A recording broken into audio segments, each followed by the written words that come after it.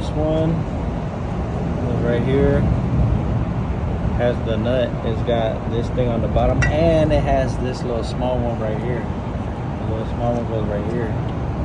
Okay, so I'm gonna take it off. I'm sure about the head cam, huh?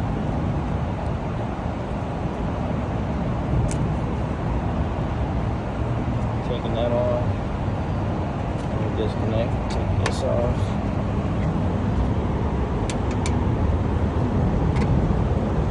That off, and see, this is what I'm talking about, the small little thing. So this one goes first, and then the other one, then the other washer. So we're gonna disconnect that, and we're gonna disconnect the other one.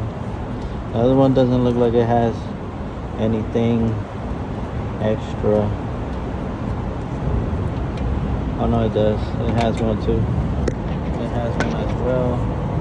This one, you gotta pay attention to not mix them. So, hold on. Before I take it off, hold on. Let's make a clear video of this shit.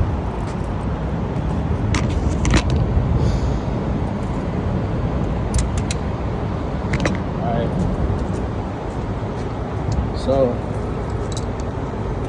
So we don't mix them up. Okay, so this is how it goes. Like that.